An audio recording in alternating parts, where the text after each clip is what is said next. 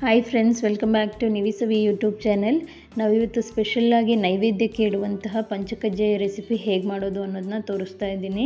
ಬನ್ನಿ ಇವಾಗ ಹೇಗೆ ಮಾಡೋದು ಅನ್ನೋದನ್ನ ನೋಡೋಣ. ಮೊದಲಿಗೆ ನಾನಿಲ್ಲಿ 3/4 ಕಪ್ಪಷ್ಟು ಬೆಲ್ಲ ತೊಗೊಂಡಿದ್ದೀನಿ. ಇದಕ್ಕೆ ಅರ್ಧ ಕಪ್ಪಷ್ಟು ನೀರು ಹಾಕ್ಕೊಂಡು ಚೆನ್ನಾಗಿ ಮಿಕ್ಸ್ ಮಾಡಿಕೊಂಡು ಬೆಲ್ಲನ ಕರಗಿಸ್ಕೊಳ್ಳೋಣ.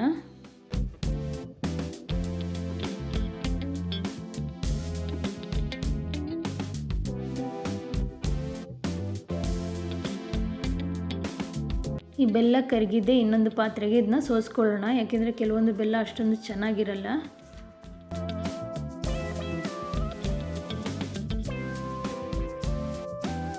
ನೋಡಿ, ಇವಾಗ ಈ ಬೆಲ್ಲ ಒಂದೆಳೆ ಪಾಕ ಬರೋ ತನಕ ಕುದಿಸ್ಕೊಳ್ಬೇಕು. ಜಾಸ್ತಿ ಕುದಿಸ್ಕೊಳ್ಬೇಡಿ, ಗಟ್ಟಿಯಾಗಿಬಿಡುತ್ತೆ.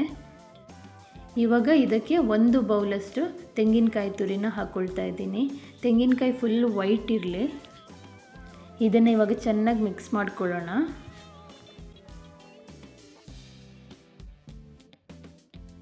ಇವಾಗ ಒಂದು ಪ್ಯಾನ್ಗೆ ಸ್ವಲ್ಪ ತುಪ್ಪ ಹಾಕ್ಕೊಂಡು ನಿಮಗೆ ಯಾವ ಡ್ರೈ ಫ್ರೂಟ್ಸ್ ಇಷ್ಟ ಅದನ್ನು ಸೇರಿಸ್ಕೊಳ್ಬೋದು.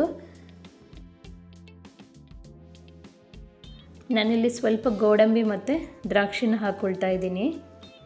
ಪಂಚಕಜ್ಜಾಯನ ಸ್ಪೆಷಲಾಗಿ ಗಣೇಶ ಚತುರ್ಥಿ, ತುಳಸಿ ಪೂಜಾ, ಕೃಷ್ಣ ಜನ್ಮಾಷ್ಟಮಿ ಈ ಹಬ್ಬಗಳಲ್ಲಿ ನೈವೇದ್ಯವಾಗಿ ಮಾಡ್ಕೊಳ್ತಾರೆ. ಇಷ್ಟ ಆಗಿದ್ದೆ. ಇದಕ್ಕೆ ನಾವೀಗ 1 ಟೇಬಲ್ ಸ್ಪೂನಷ್ಟು ಕಪ್ಪು ಎಳ್ಳು ಮತ್ತು ಇವಾಗ ಈ ಡ್ರೈ ಫ್ರೂಟ್ಸ್ನ ಫ್ರೈ ಮಾಡ್ಕೊಂಡಿದ್ವಲ್ಲ ಅದನ್ನು ಸೇರಿಸ್ಕೊಂಡು ಮಿಕ್ಸ್ ಮಾಡ್ಕೊಳ್ಳೋಣ.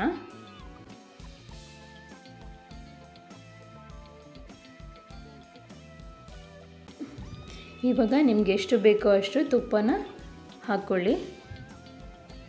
ಇವಾಗ ನಾನಿಲ್ಲಿ ಅವಲಕ್ಕಿನ ಆ್ಯಡ್ ಮಾಡ್ಕೊಳ್ತಾ ಇದ್ದೀನಿ. 1/4 ಕಪ್ಪು ಬೆಲ್ಲಕ್ಕೆ 3 ಕಪ್ಪಷ್ಟು ಅವಲಕ್ಕಿನ ಹಾಕ್ಕೊಳ್ತಾ ಇದ್ದೀನಿ. ನಿಮಗೆ ಸ್ವೀಟ್ ಜಾಸ್ತಿ ಬೇಕು ಅಂದ್ಕೊಂಡ್ರೆ ಬೆಲ್ಲನ ಜಾಸ್ತಿ ಹಾಕ್ಕೊಳ್ಬೋದು. ಅವಲಕ್ಕಿ ಹಾಕ್ಕೊಂಡು ಚೆನ್ನಾಗಿ ಮಿಕ್ಸ್ ಮಾಡ್ಕೊಳ್ಳೋಣ.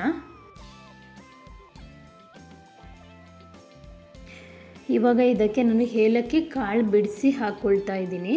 ಫುಲ್ಲು ಪುಡಿ ಮಾಡ್ಕೊಂಡಿಲ್ಲ. ನೋಡಿ, ಇಷ್ಟು ಮಾಡಿಕೊಂಡ್ರೆ ನಮ್ಮ ಪಂಚಕಜ್ಜಾಯ ರೆಡಿ ಆಗುತ್ತೆ. ಹಬ್ಬ ಟೈಮ್ಗಳಲ್ಲಿ ಬೇಗ ಮಾಡ್ಕೊಳ್ಬೋದು. ನೀವು ಇದನ್ನು ಟ್ರೈ ಮಾಡಿ ಹೇಗಿತ್ತು ಅಂತ ಕಮೆಂಟ್ ಮಾಡಿ. ಹಾಗೆ ನಿವಿಸವಿ ಯೂಟ್ಯೂಬ್ ಚಾನಲ್ನ ಸಬ್ಸ್ಕ್ರೈಬ್ ಮಾಡಿ ಫ್ರೆಂಡ್ಸ್. Thank you.